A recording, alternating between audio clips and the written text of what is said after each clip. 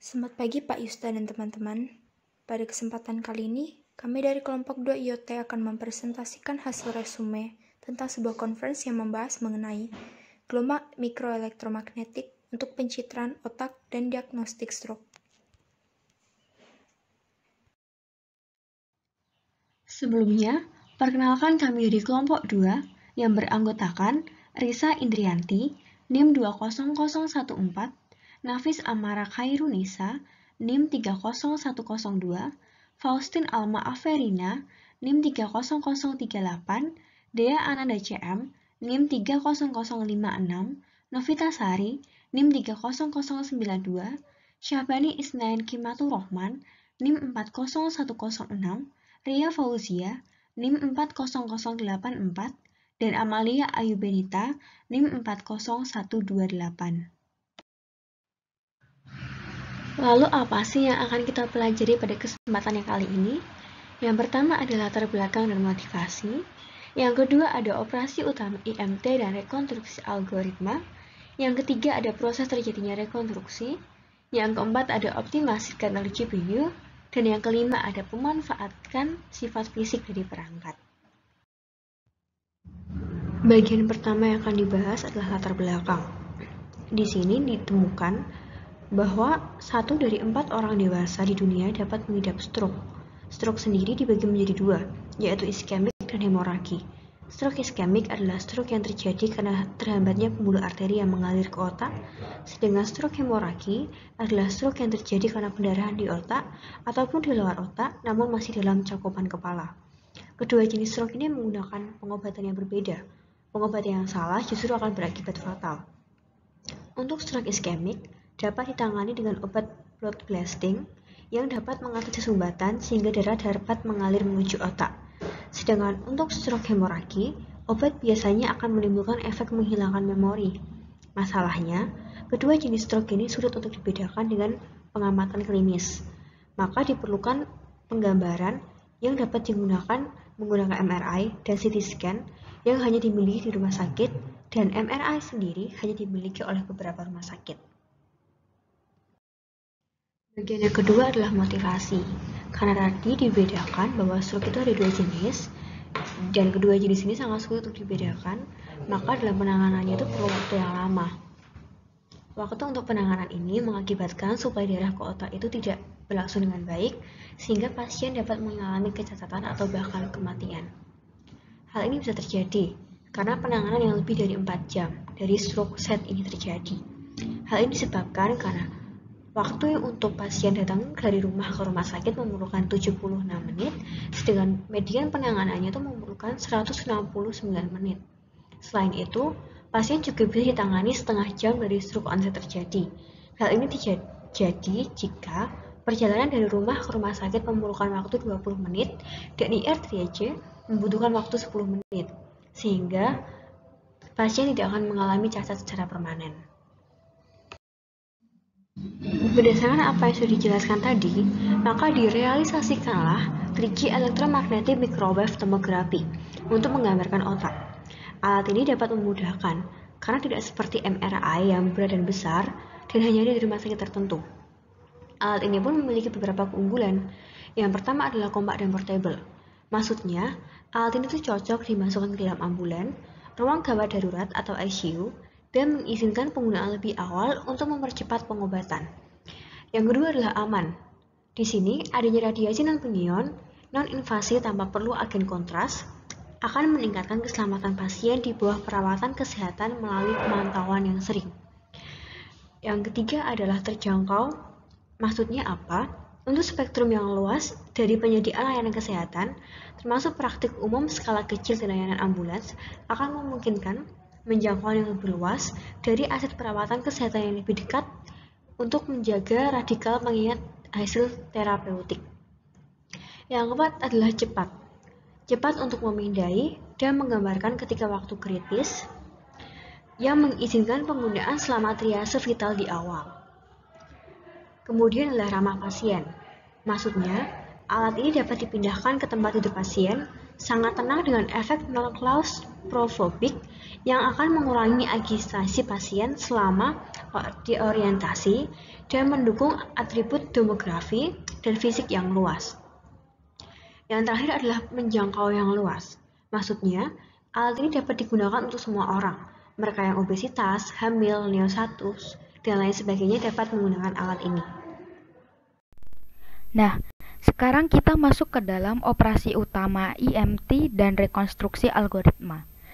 Ada dua bagian atau prinsipal dalam operasi ini, yaitu yang pertama adalah scanner dan yang kedua adalah iteratif algoritma. Kita akan bahas lebih lanjut di slide berikutnya. Yang pertama adalah scanner. Scanner sendiri adalah jumper elektrik yang terdiri dari transmitter dan receiver satelit. Jadi untuk yang warna merah itu adalah transmitter dan warna hijau itu adalah receiver. Satelit ini terorganisasi ke dalam 4 cincin, di mana semua satelit dapat ditransmitting dan di-receiving, tapi hanya satu transmitter yang aktif, yang merah pada gambar. Transmitter aktif antena ini menghasilkan gelombang. Gelombang ini berasal dari sinyal yang ditangkap transmitter dan kita menangkapnya dalam bentuk gelombang berfrekuensi Hz. Sementara yang kedua adalah iteratif algoritma. Iteratif algoritma ini meletakkan semua pengukuran sebagai input dan outputnya adalah berupa gambar rekonstruksi. Selanjutnya adalah proses terjadinya rekonstruksi gambar. Ada beberapa langkah sebagai gambaran besar, yaitu yang pertama, antena merah itu menjadi transmitting, sementara antena biru menjadi receiving. Antena selanjutnya jadi transmitting dan yang lain menjadi receiving, jadi akan bergantian. Lalu hasil pengukurannya itu berbentuk matriks. Lalu masuk pada rekonstruksi gambar dimulai dengan penggunaan iteratif algoritma yang dimulai dari inisial gas. Inisial gas ini akan dijumlahkan dan terjadilah mathematic all wave problem. Lalu masuk ke ekstrak simulated data berbentuk matriks tadi. Jika errornya masih tinggi, maka kita harus menghitung bahan untuk mengupdate. Selanjutnya, inisial gas mendekati ke objek otak sebenarnya. Setelah itu, setelah simulated data matches measured data sudah tidak terjadi error, maka gambar rekonstruksi sudah berhasil. Dan inilah gambar yang dapat menjelaskan proses terjadinya rekonstruksi gambar seperti tadi yang telah dijelaskan di atas, bahwa antena warna merah itu akan menjadi transmitter dan antena warna biru itu akan menjadi receiver. Dan antena merah ini akan saling bergantian menjadi transmitternya.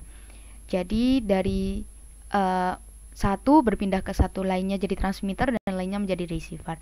Dan data pengukuran dari perangkat ini akan menghasilkan datanya berupa matriks seperti pada gambar. Dan ini adalah gambar yang dapat menjelaskan proses terjadinya rekonstruksi pada algoritma overview atau iteratif algoritma. Bisa kita lihat pada kotak yang paling atas itu dimulai dari initial gas. Initial gas ini akan dijumlahkan dalam jumper. Lalu di bawahnya lagi itu setelah dijumlahkan maka akan terjadi mathematical wave problem menggunakan antena tadi. Jadi menggunakan gelombang. Selanjutnya akan terjadi ekstrak simulated data at Athenas yang berbentuk matriks tadi. Jadi di sini akan ada ekstrak simulasi dari data yang berbentuk matriks yang dihasilkan jumper tadi. Terus selanjutnya akan terjadi simulated data matches measured data atau dicocokkan dengan kondisi otak sebetulnya atau sebenarnya. Jika data error masih tinggi atau masih terjadi error, kita akan menghitung bahan untuk mengupdate initial gas. Jadi kalau masih error tinggi, kita harus mengupdate-nya lagi. Lalu setelah diupdate, initial gas akan mendekati dengan apa yang ada dalam jumper. Setelah diupdate, itu kan akan kembali ke dalam mathematical wave problem tadi. Dan selanjutnya terus proses yang sama. Jika masih error tinggi, diupdate lagi dan kembali lagi.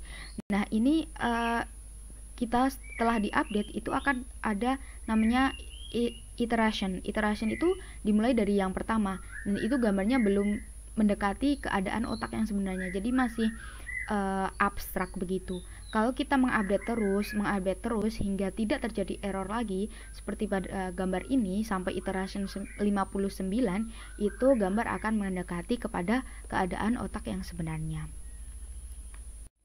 Nah, setelah terjadi proses rekonstruksi gambar itu hasil dari alat ini itu berbeda dengan hasil yang diberikan oleh MRI.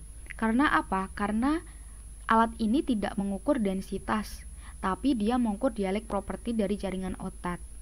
Dan hal ini sangat membantu dalam diagnosa stroke. Inti utama dari algoritma ini adalah di mana arus tersebut disimulasikan merambat ke gelombang dan diperkenalkan ke bagian sebelumnya, yang didasarkan pada persamaan Maxwell. Persamaan Maxwell menyebutkan bahwa perubahan medan panjang dalam waktu bergantung pada perubahan medan magnet di ruang angkasa. Hal ini menjadi sulit untuk diselesaikan secara analisis, tetapi ada pesan numerik yang sangat bagus atau cocok untuk menyelesaikan persamaan ini. Salah satunya bernama FDTD atau Finite Difference Time Domain. Gambar tersebut adalah hasil profiler yang diperlihatkan. Hasil profiler yang diperlihatkan merupakan respons terhadap simulasi gelombang dari perambatan gelombang pada antena pemancar. Dan jika diperbesar, maka dapat terlihat sesuatu, yaitu mereka saling memanggil untuk pembaruan medan magnet, pembaruan medan listrik, dan sebagainya. Analisis garis atap diduga cukup masuk akal untuk memulai dalam proses pengoptimalan kerja. Garis atap atau roofline memberitahu kita bahwa jelas ada keterikatan memori. Jadi sangat masuk akal untuk berkonsentrasi pada pengoptimalan memori ekstra dan bahkan memungkinkan untuk bertukar. Bagian selanjutnya adalah mengenai bagaimana memanfaatkan sifat fisik dari perangkat. Sebagai targetnya adalah bahan non-magnetik. Bahan non-magnetik yaitu jaringan biologis yang berada dalam domain pencitraan. Dapat kita lihat di sini, terdapat suatu koefisien. Koefisien ini bersifat konstan. Mengapa koefisien tersebut bersifat konstan? Koefisien ini konstan karena kita asumsikan sebagai permeabilitas 1 atau permeabilitas pertama. Lalu selanjutnya yaitu mengenai bagian dalam kisi rekonstruksi. Dapat kita lihat dari gambar ini, terdapat 5 bagian dari kisi rekonstruksi, yaitu bagian nomor 1 yang menunjukkan grid area di luar kamber, bagian nomor 2 yang menunjukkan dinding ruang atau konduktor listrik sempurna PEC, bagian nomor 3 yang menunjukkan antena, bagian nomor 4 yang menunjukkan antena pencocokan, dan bagian nomor 5 yang menunjukkan lubang pasien. Dari bagian tersebut, yang termasuk bidang di dalam PEC dan di luar kamber adalah bagian nomor 1 dan bagian nomor 2, yaitu grid area di luar kamber dan dinding ruang atau konduktor listrik sempurna PEC.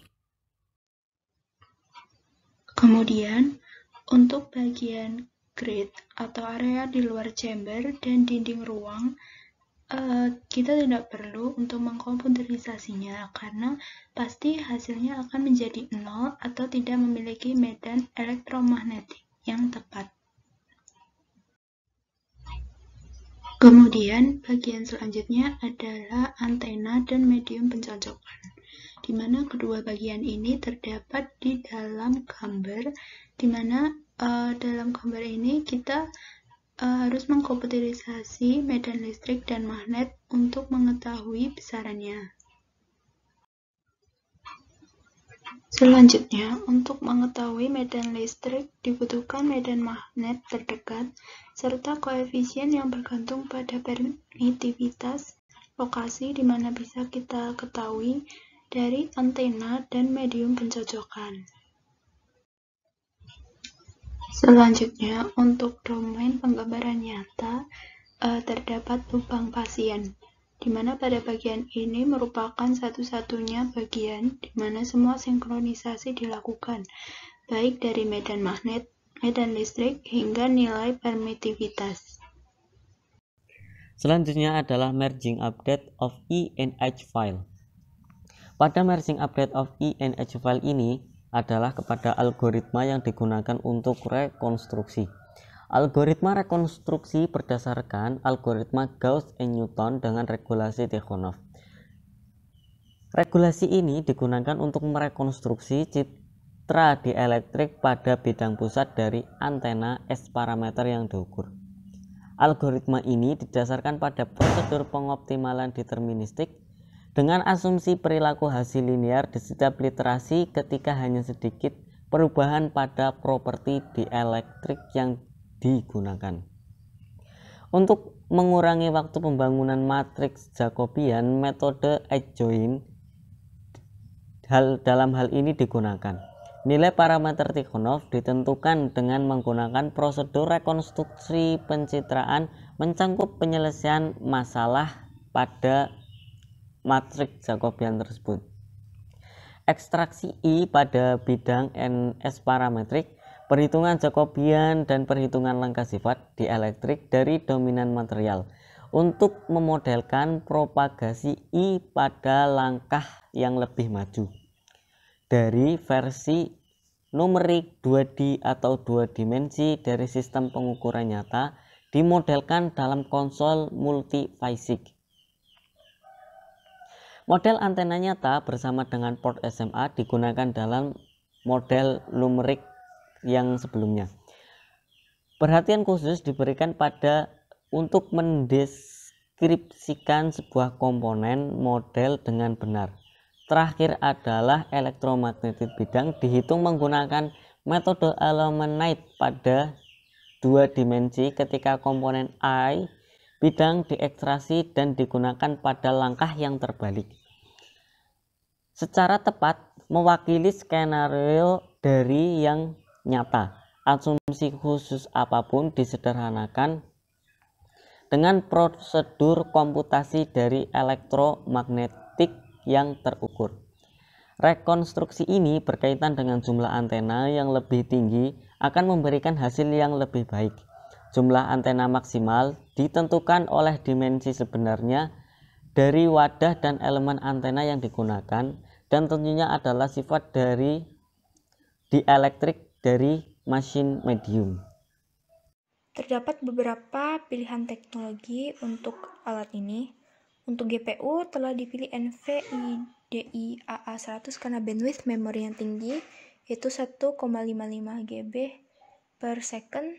Sebagai hyperscaler telah dipilih AWS karena waktu startup instance EC2 yang sangat cepat dan konsisten. Ketersediaan umum awal dari GPU NVIDIA AA100 dan dukungan pelanggan yang sangat baik. Digunakan Slurm sebagai manajer cluster dan penjadwal pekerjaan untuk membangun fondasi yang kokoh. Dikarenakan sistem manajemen cluster dan penjadwalan pekerjaan open source, toleran terhadap kesalahan, dan sangat scalable. Manajer beban kerja pada sekitar 60% dari superkomputer top 500. Dan untuk meminimalkan waktu startup cluster, telah dibuat gambar minimal atau AMI dengan semua layanan yang diperlukan sudah diinstal sebelumnya. Dan langsung mengakses AWS EC2 Fleet API. Kemudian untuk arsitektur dari klaster HPC, dipakailah EC2 Fleet API. Penggunaan alat ini untuk seluruh armada, dalam kasus ini klaster, dalam instansi dengan satu panggilan API. Alat ini memungkinkan untuk menyediakan beberapa subnet untuk dipilih, yaitu memilih salah satu dengan kapasitas yang memadai. Hal lainnya dari alat ini dapat memperlakukan kebijakan semua atau tidak sama sekali, yaitu tidak akan mendapatkan setengah dari klaster ketika kapasitas tidak mencukupi. Kemudian terdapat Slurm. Slurm menyediakan arsitektur plugin yang mudah diterapkan, seperti resume program, suspend program. Plugin khusus resume program dan suspend program telah dikembangkan yang disebut EC2 Fleet API. Kesimpulan yang dapat diambil adalah stroke merupakan penyebab utama kecacatan jangka panjang yang tergolong serius. Banyak yang terkena gangguan stroke, yaitu terhitung 1 dari 4 orang dewasa mengalaminya. Gambar konfirmasi saat ini hanya ada di ruangan rumah sakit, namun sekarang sudah dikembangkan perangkat yang cukup portable untuk dimasukkan ke dalam mobil ambulans, sehingga dapat mempercepat pengobatan saat keadaan genting dengan hanya butuh waktu beberapa jam untuk pengobatan. Algoritma rekonstruksi gambar sangatlah menuntut komputasi. Berbagai cara sudah didemonstrasikan untuk mengoptimalkan kinerja GPU, yaitu dengan cara memanfaatkan karakteristik para perangkat pencitraan dan dengan menukar bandwidth untuk flop serta dengan meminimalkan latensi untuk penjadwalan ulang ukuran klaster sesuai solusi yang disarankan oleh ASW. Demikian yang dapat kami sampaikan. Ada kurang dan lebihnya kami mohon maaf. Terima kasih.